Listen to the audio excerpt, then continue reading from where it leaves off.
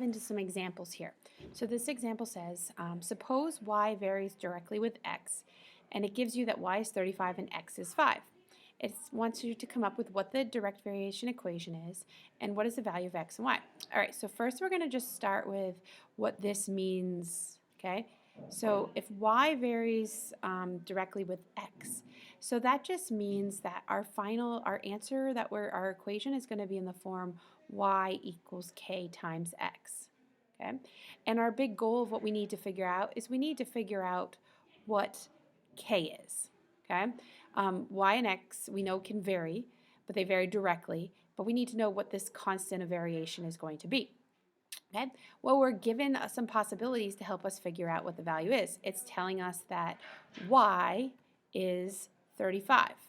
Okay, so if y is 35, then that means wherever I see a y, I can plug in 35. And it tells me that x is 5, so I can plug in an x. Okay, so when I do that substitution, I'm going to end up with 35 is equal to some value k that I don't know what it is, times 5. Okay, and now I can solve for k by dividing both sides by 5, and I get that k is 7.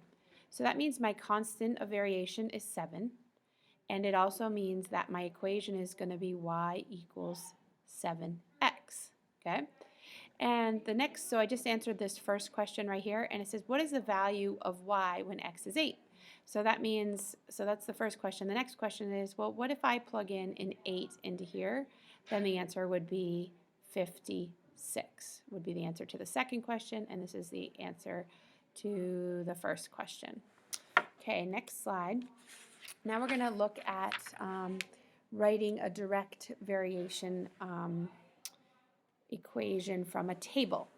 Okay, so for example, we might do something like have a table of values of x and y, and we're going to be given that this value is 4, and this is 6, and this is 8, and this is 12, and this is 10, and this is 15.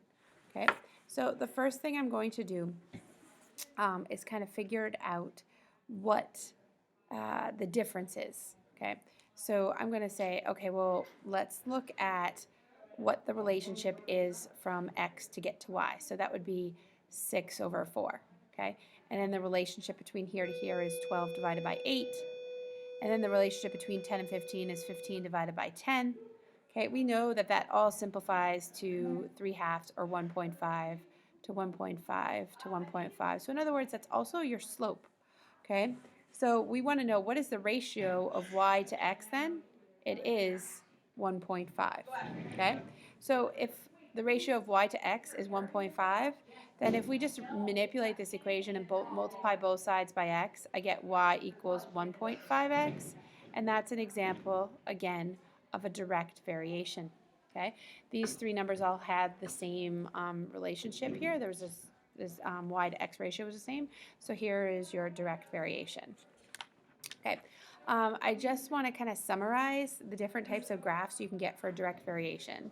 So just to clarify, all direct variations are going to be going through the origin. So you could have, this one is a positive slope, so your k value or your constant variation is going to be positive in this case. Okay, one trait is that all lines pass through 0, 0. Okay, so all direct variations pass through 0, 0. And then if you go this direction, okay, and you're going to go negative, okay, you're going to say that k is less than 0. Okay, and we also know in these cases that the slope of the line is also equal to your k value, which is your constant of variation. So if it asks you for the constant of variation, it's also asking you for what the slope of the line is. Okay, I think that's it. Also, remember they butchered some characters. The Metallo couldn't have gotten much